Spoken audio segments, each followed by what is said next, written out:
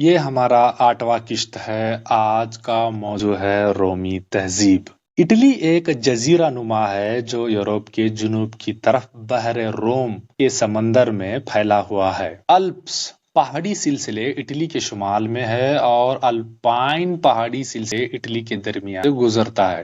روم دریائے ٹائی کے کنارے پر واقع ہے۔ یہ بحر روم سے 25 کلومیٹر کی دوری پر واقع ہے۔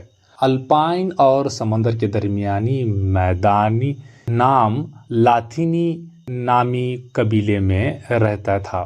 تقریباً 2700 سال پہلے لوگ دریائے ٹائبر کے کنارے روم نامی جگہ پر آباد ہوئے۔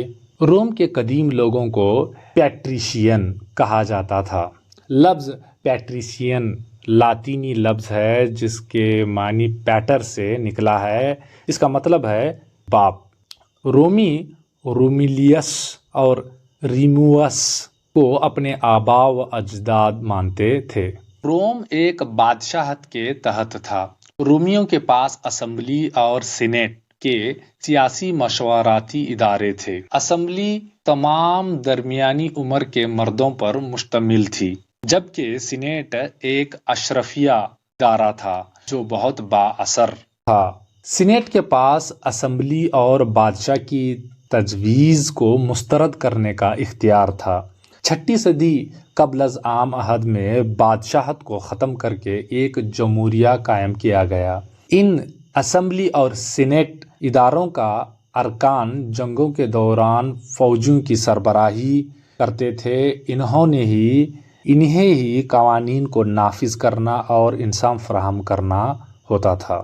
رومن معاشرے میں 2 طبقے تھے، ایک پیٹریشین اور دوسرا پلیبیئنس۔ پیٹریشین معاشرے میں اشرافیہ تھے، وہ زمین کے مالک تھے اور اعلیٰ طبقے تشکیل کرتے تھے، وہ سینیٹ کو کنٹرول بھی کرتے تھے۔ پلیبیئنس عام لوگ تھے، عام کام، چھوٹے زمین کے مالک، کاریگر، تاجر اور فوجی۔ ان کے حقوق محدود تھے۔ ٹرائبیونز کی وجہ سے رومن قانون پر مبنی ایک قاعدہ قائم ہوا۔ توسیع کی خواہش نے رومیوں کو نئے تنازعات میں مبتلا کر دیا۔ اسی لیے ان کی لڑائی شمالی افریقہ کے ایک ساحلی شہر کارتیج سے ہوئی۔ سسلی ایک زرخیز علاقہ بھی تھا۔ رومیوں نے 118 سال تک اس علاقے کو کنٹرول کرنے کے لیے جنگیں کیے۔ ان جنگوں کو 3 پیونک جنگیں یا 3 پیونک وارز کہا جاتا ہے۔ پہلی جنگ پیونک میں رومیوں کو فتح ہوئی۔ دوسری جنگ میں ہنیبال کارتیج کا سپہ سالار نے رومیوں کو ہرا دیا۔ تیسری جنگ میں حتمی شکست کارتیجی کو ہوئی۔ پہلی صدی قبل مسیح تک رومیوں نے یونان، ایشیا کے کچھ حصوں اور مصر کو فتح کر لیا تھا۔ مسلسل جنگوں کی وجہ سے جنرلوں نے سینیٹ کے اختیارات کو کمزور اور معمولی کر دیا۔ ایسے سینکڑوں فوجی جنرلوں میں سے پومپے، کریسیس، جولیس سیزر نمایاں ہیں۔ جولیس سیزر وقت کے ساتھ ساتھ روم میں کریسیس، پومپے اور جولیس سیزر پر مشتمل پہلی سرخی حکومت کا آغاز ہوا۔ جولیس سیزر نے فرانس، گال اور بیلجیم، انگلینڈ پر فتح حاصل کی۔ پومپیو نے شام اور ترکی جیتے۔ پارتھیا جیتتے ہوئے کریسیس مارا گیا۔ اس طرح روم ایک شہری ریاست سے ایک سامراجی طاقت بن گیا۔ جولیس سیزر نے اپنے دشمن پومپے کو شکست دے کر قتل بھی کر دیا۔ جولیس سیزر نے خود کو روم کا امیر حکمران قرار دیا۔ اس نے ایشیا مائنر جیت لیا۔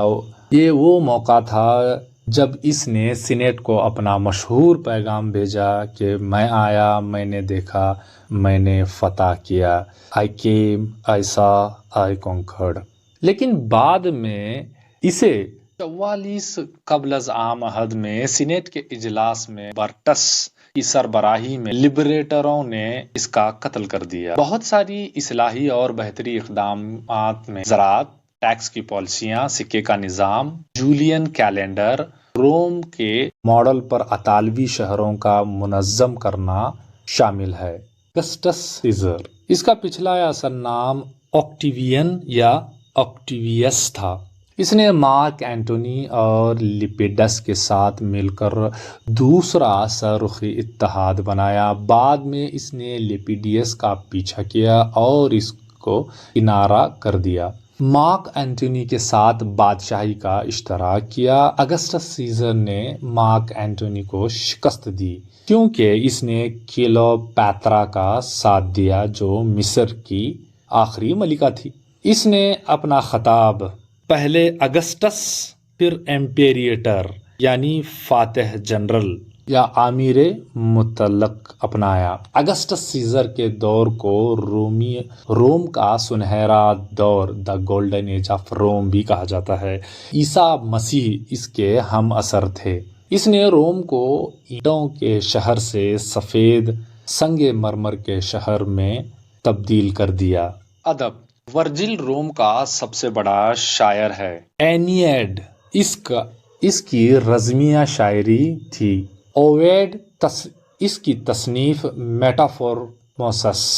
جولیس سیزر خود ایک مورخ یا تاریخ دان تھا۔ اس نے گیلک کی لڑائیوں کو 7 جلدوں میں تالیف کیا۔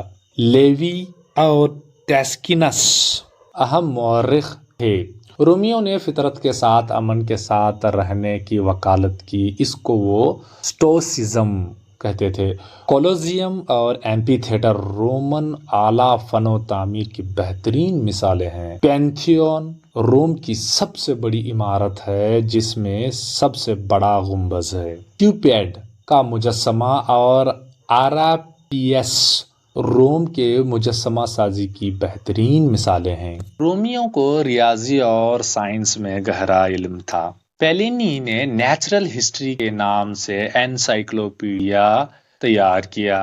اسٹروبو اور بیتلمس اس وقت کے مشہور جغرافیہ دان تھے۔ رومیوں کے قوانین تمام جدید قوانین بنیاد ہیں۔ لاطینی زبان قدیم رومیوں کی تھی۔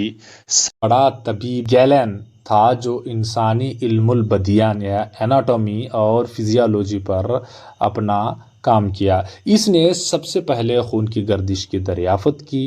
ایریکٹیکس سب سے پہلے ذیابیطس اور ڈیفتیریا کی وضاحت کرنے والے تھے۔